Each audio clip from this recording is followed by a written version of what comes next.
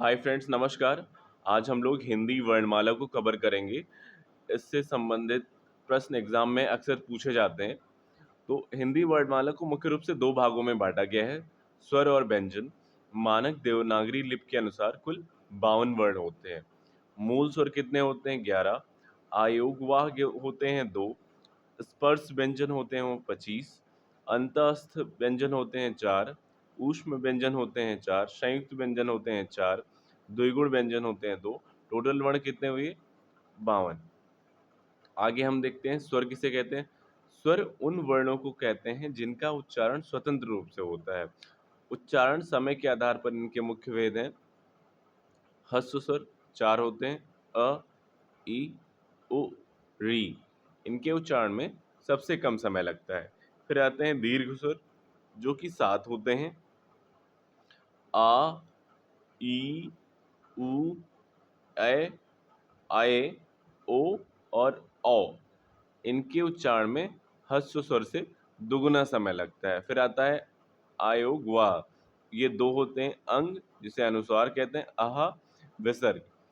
कुल स्वरों की संख्या 11 मानी जाती है। अगर अंग और आहा को मिला लें तो ये 13 हो जाते हैं। फिर व्यंजन देखते हैं। व्यंजन उन वर्णों को कहते हैं जिनका उच्चारण स्वरों की सहायता से होता है। अंतःस्थ व्यंजन ये 4 होते हैं, य, र, ल, व। ऊष्म व्यंजन होते हैं, 4 होते हैं, स, ह, स, ह। इनके उच्चारण में रगड़ से ऊष्मा पैदा होती है। संयुक्त व्यंजन क्या होते हैं? छ, त्र, ज्ञ, श। ठीक। द्विगुण या उच्च व्यंजन होते हैं 2, ड़, ढ़। स्पर्श व्यंजन 25 होते हैं। इन्हें 5 वर्गों में बांटा गया है। पहला वर्ग है का वर्ग जिसे कहते हैं क, ख, ग, घ, अंग। इसका उच्चारण स्थान कंठ है। चा वर्ग च, छ, ज, झ, इया। इसका उच्चारण स्थान क्या है? तालु है। टा वर्ग क्या है? ट, ठ, ड, ढ, ढ़। इसका उच्चारण स्थान क्या है? मूर्धा। ता वर्ग क्या है? त, थ, द, ध, न।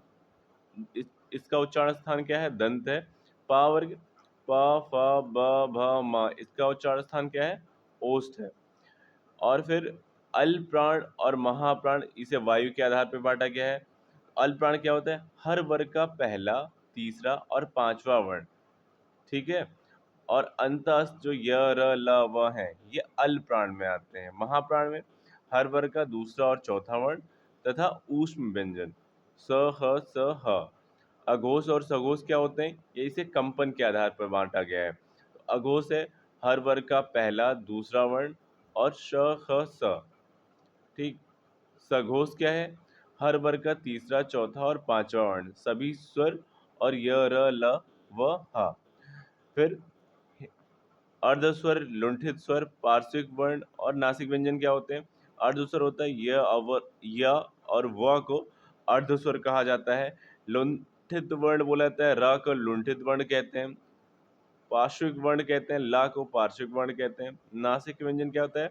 प्रत्येक वर्ग का पांचवा जो अक्षर है वो नासिक कहलाता है। तो फ्रेंड्स, अगर ये आपको पसंद आया हो तो इसे लाइक करिए, शेयर करिए, सब्सक्राइब करिए। और हमने हिंदी वर्णमाला को कंप्लीटली कवर किया है, इससे बाहर कुछ भी नहीं आएगा। तो ये काफ़ी इम्पोर्टेंट है। अगर इसमें कोई त्रुटि हुई हो तो माफ़ कीजिएगा। धन्यवाद।